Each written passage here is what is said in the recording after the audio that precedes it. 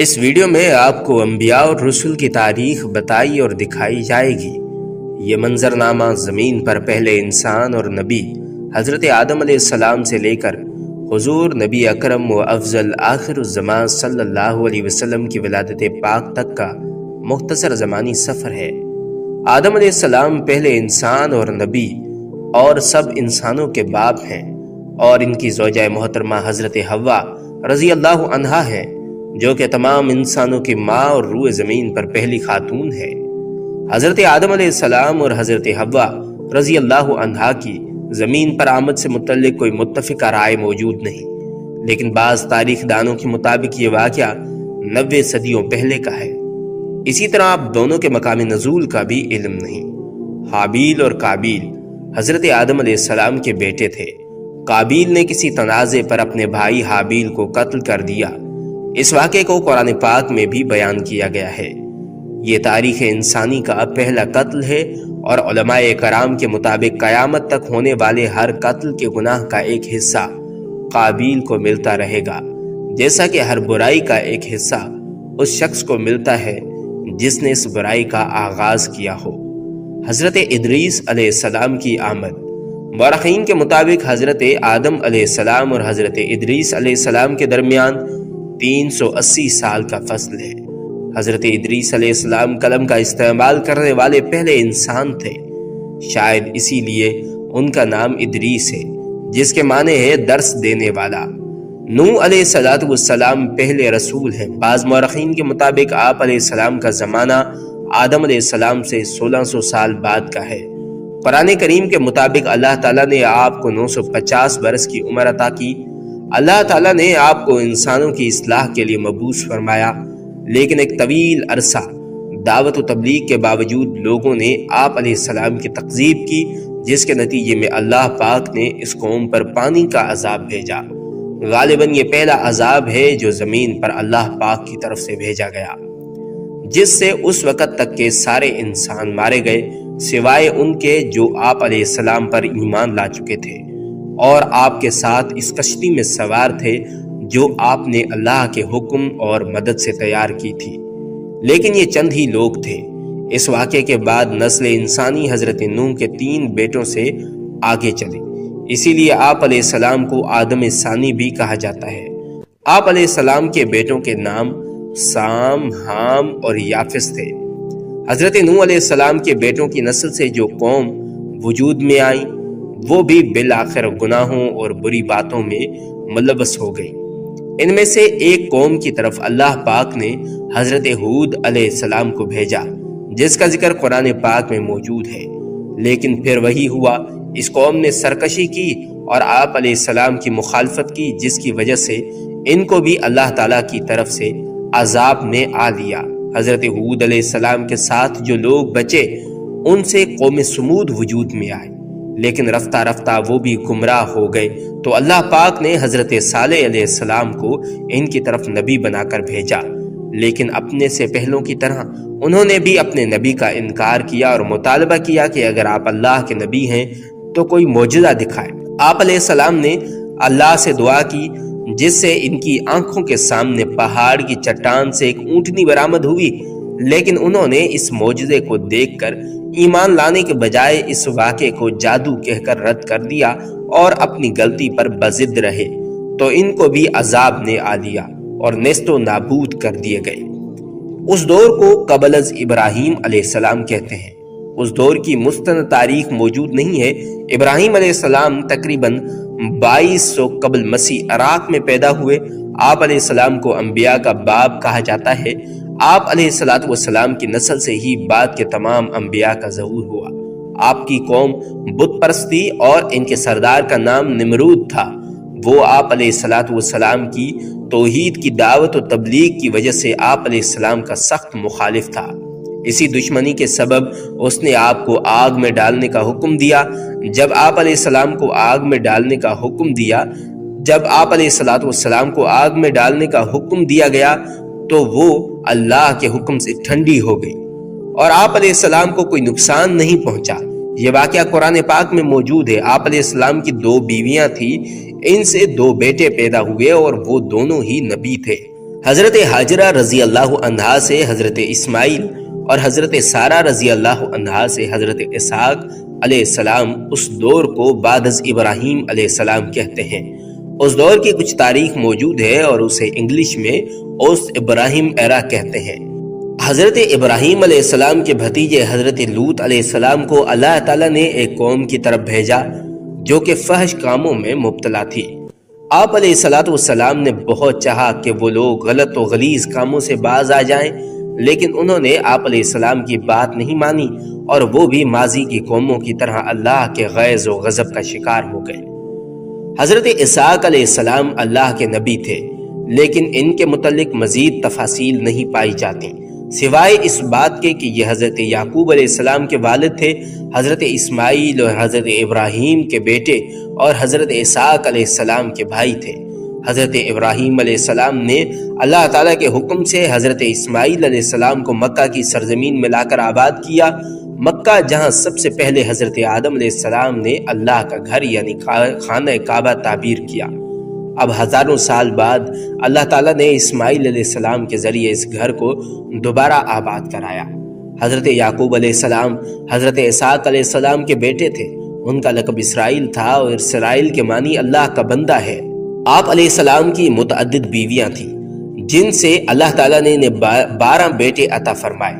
یہی لوگ اور ان کے بعد آنے والی ان کی نسل بنی اسرائیل کہلاتی ہے، یعنی اسرائیل کی اولاد۔ بعد میں یہی لوگ اپنے آپ کو یہود یا یہودی کہنے لگے کیونکہ ان 12 میں سے سب سے بڑے بھائی کا نام یہودا تھا۔ یہ لوگ اپنے آبائی ملک عراق سے ہجرت کر کے فلسطین آ گئے تھے۔ انہی میں سے عیسائی بنے جو کہ اپنی نسبت حضرت عیسیٰ علیہ السلام سے منسوب کرتے ہیں۔ انہی لوگوں کو قرآن مجید کی اصطلاح میں اہل کتاب کہا جاتا ہے۔ ان 12 بھائیوں میں سے سب سے چھوٹے بھائی کا نام یوسف علیہ السلام تھا۔ یہ اللہ کے نبی تھے اور بہت حسین و جمیل تھے۔ حضرت یعقوب علیہ السلام حضرت یوسف علیہ السلام سے بہت محبت کرتے تھے۔ یہ چھوٹے بچے تھے اور فطری لگاؤ تھا، لیکن دوسرے بھائیوں کو یہ بات بری لگنے لگی اور وہ حضرت یوسف سے حسد کرنے لگے۔ اسی حسد اور بغض و عناد کی بنا پر انہیں اپنے بھائی حضرت یوسف کے قتل پر شیطان نے آمادہ کر دیا، لیکن قتل پر سارے متفق نہ ہوئے، اس لیے انہوں نے یوسف علیہ السلام کو ایک کنویں میں پھینک دیا۔ اس کنویں کے پاس سے کوئی قافلہ جا رہا تھا، انہوں نے پانی کے لیے اپنا ڈول کنویں میں ڈالا تو یوسف علیہ السلام اس ڈول کی رسی کو پکڑ کر باہر آ گئے۔ قافلے والے یوسف علیہ السلام کو کسی کا بھاگا ہوا غلام سمجھ کر اپنے ساتھ مصر لے گئے اور وہاں آپ علیہ السلام کو ایک غلام کی حیثیت سے بیچ دیا۔ آپ کا خریدار حکومت مصر کا ایک اعلیٰ عہدیدار تھا۔ اس نے جلد ہی آپ علیہ السلام کی ذہانت و فطانت کو جانچ لیا اور اپنے محل میں اپنے خادم خاص کی حیثیت سے رکھ لیا۔ آپ علیہ السلام اسی محل میں جوان ہوئے اور اللہ تعالیٰ نے آپ کو نبوت عطا فرمائی۔ اس عہدیدار کو عزیز مصر کہا جاتا ہے۔ اس کی بیوی زلیخا نے آپ علیہ السلام پر عصمت دری کا جھوٹا الزام لگا کر آپ علیہ السلام کو جیل میں بھجوا دیا۔ آپ علیہ السلام نے 7 سال جیل میں گزارے، لیکن جیل میں بھی دوسرے قیدیوں کی تعلیم و تربیت کرتے رہے۔ پھر مصر کے بادشاہ کو ایک خواب آیا تو اس کے مشیر نے کہا کہ وہ ایک شخص کو جانتا ہے جو کہ اس خواب کی صحیح تعبیر بتا سکتا ہے۔ آپ علیہ السلام کو جیل سے محل میں لایا گیا۔ آپ علیہ السلام نے بادشاہ کے خواب کی عقلی اور منطقی تعبیر بتا دی، جس سے وہ بہت متاثر ہوا اور اس بادشاہ نے آپ علیہ السلام کو اپنا مشیر خاص مقرر کر دیا۔ اور بادشاہ نے آپ علیہ السلام کی تمام داستان سنی اور آپ علیہ السلام کو کہا کہ اب آپ اپنے سارے خاندان کو فلسطین سے مصر لے آئیں اور یہاں سب امن سکون سے رہیں۔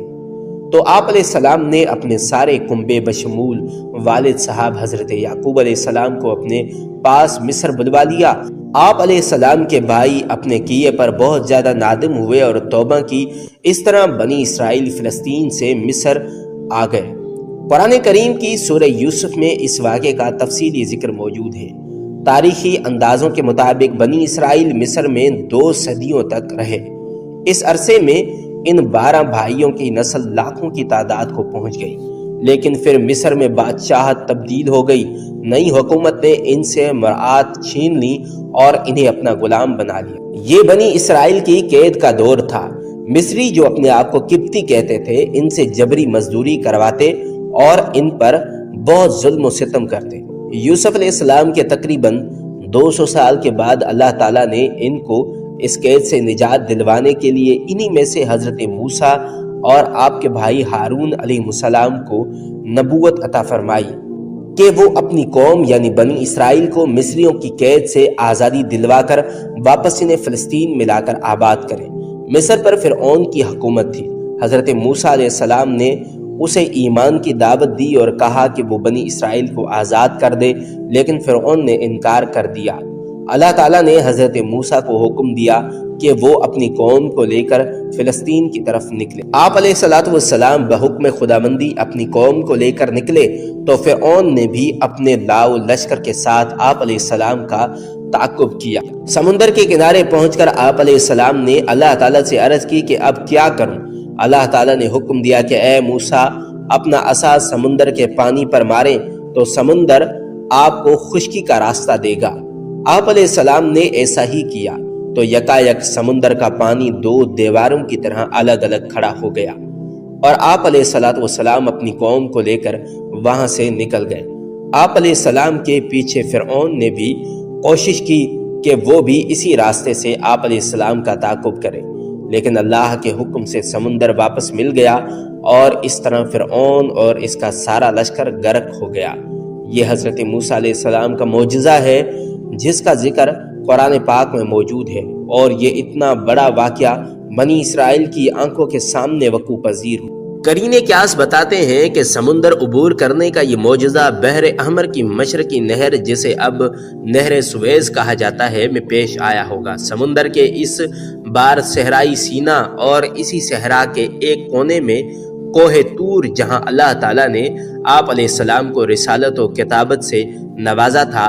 آپ علیہ السلام کی کتاب کا نام تورات ہے۔ اللہ تعالیٰ نے آپ علیہ السلام کو بنی اسرائیل کی ہدایت و رہنمائی کا حکم دیا اور فرمایا کہ اے موسیٰ، ہم نے آپ کی قوم کو باقی سب اقوام پر فضیلت دی ہے جب تک یہ اس کتاب یعنی تورات کو مضبوطی سے تھامے رہیں گے۔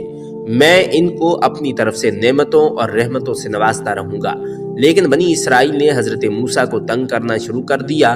یہ لوگ آپ علیہ السلام کی نافرمانی کرتے اور بے ادبی سے پیش آتے اور تورات کی حکم عدولی کرتے۔ حضرت موسیٰ علیہ السلام ان سے بہت ناراض رہنے لگے، لیکن ان کی تمام شرارتوں کے باوجود اللہ تعالیٰ نے ان کو بہت سے انعامات سے نوازا۔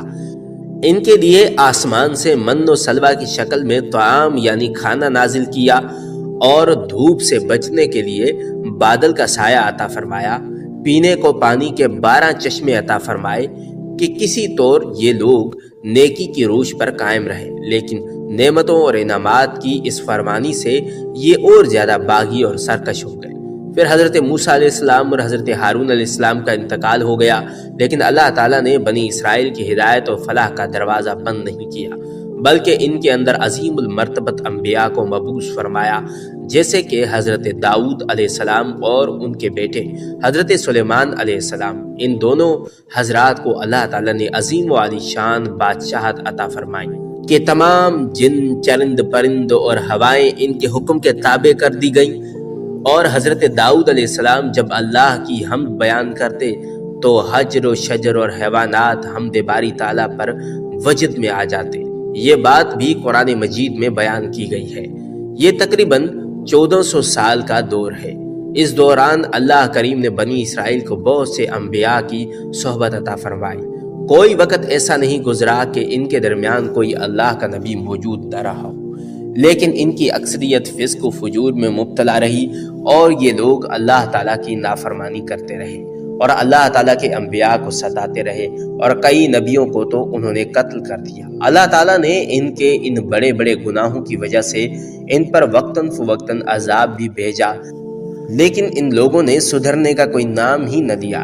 جدید تاریخ اسلام میں اس دور کو قبل از مسیح کہا جاتا ہے اور اسے انگلش میں BC سے لکھا جاتا ہے، یعنی بیفور کرائسٹ، اور بھی جدید اصطلاح میں اسے EB کہتے ہیں، یعنی کامن ایرا، اللہ تعالیٰ نے بنی اسرائیل پر اپنی آخری حجت قائم کرنے کے لیے حضرت عیسیٰ علیہ السلام اور حضرت یحییٰ علیہ السلام کو ان کی طرف واضح نشانیاں دے کر بھیجا۔ حضرت عیسیٰ علیہ السلام مریم کے بیٹے تھے جنہیں اللہ تعالیٰ نے معجزانہ طور پر بغیر باپ کے پیدا کیا اور بہت سے معجزات عطا فرمائے، اور آپ علیہ السلام کے ہم اثر یعنی حضرت یحییٰ علیہ السلام بھی معجزانہ طریقے سے حضرت زکریا علیہ السلام کے ہاں پیدا ہوئے، جبکہ حضرت زکریا علیہ السلام اور آپ کی بیوی دونوں بہت ضعیف ہو چکے تھے۔ حضرت عیسیٰ علیہ السلام رسول اور حضرت زکریا علیہ السلام نبی تھے۔ بقول عیسائی مورخین کے حضرت عیسیٰ علیہ السلام کی ولادت کے دن سے سن عیسوی کا آغاز ہوا کہ جو کہ آج 2024 چل رہا ہے، یعنی عیسیٰ علیہ السلام کو پیدا ہوئے 2024 برس ہو چکے ہیں۔ یہاں سے بنی اسرائیل دو قوموں میں تقسیم ہو گئی۔ جو لوگ حضرت عیسیٰ علیہ السلام پر ایمان لائے وہ اپنے آپ کو عیسائی کہنے لگے، اور جو لوگ حضرت عیسیٰ پر ایمان نہیں لائے وہ یہود ہی رہے۔ جس جماعت یعنی یہود نے آپ کا انکار کیا، انہوں نے آپ علیہ السلام کی والدہ حضرت مریم رضی اللہ عنہا کو بہت برا کہا اور حضرت عیسیٰ کو قتل کرنے کا منصوبہ بنایا، لیکن اللہ پاک نے ان کے اس اقدام سے پہلے ہی حضرت عیسیٰ کو زندہ آسمان پر اٹھا لیا۔ حضرت عیسیٰ علیہ السلام کے آسمان پر اٹھائے جانے کے تقریباً 250 برس کے بعد اصحاب کہف کا مشہور واقعہ پیش آیا۔ یہ لوگ امیر کبیر گھرانوں کے کچھ بندے یہ حضرت عیسیٰ علیہ السلام کے دین پر ایمان لے آئے تو وقت کے حکومت اور جو لوگ حضرت عیسیٰ پر ایمان نہیں لائے تھے یعنی یہود نے ان پر تشدد کرنا چاہا، لیکن یہ لوگ شہر سے فرار ہو کر باہر جنگل میں غار میں چھپ گئے۔ اس غار میں اللہ تعالیٰ نے ان پر نیند طاری کر دی اور یہ اس غار میں کئی سال تک سوئے رہے۔ اس کا پورا ذکر قرآن مجید کی سورہ کہف میں موجود ہے۔ عیسیٰ علیہ السلام کے آسمان پر چلے جانے کے بعد 571 عیسوی میں اللہ پاک نے حضور صلی اللہ علیہ وسلم کو انسانوں پر اتمام حجت کے لیے بھیجا۔ حضور سیدنا و نبینا حضرت محمد صلی اللہ علیہ وسلم بن عبداللہ بن عبد المطلب مکہ کی سرزمین میں حضرت اسماعیل بن ابراہیم کی نسل میں قبیلہ قریش کے خاندان بنو ہاشم کے ہاں جناب عبداللہ بن عبد المطلب اور ان کی زوجہ حضرت آمنہ بنت وہب کے ہاں پیدا ہوئے۔ اس دن سے لے کر آج تک نور محمدی کی کرنیں ساری دنیا کو منور کر رہی ہیں اور قیامت تک کرتی رہیں گی انشاءاللہ۔ السلام علیکم۔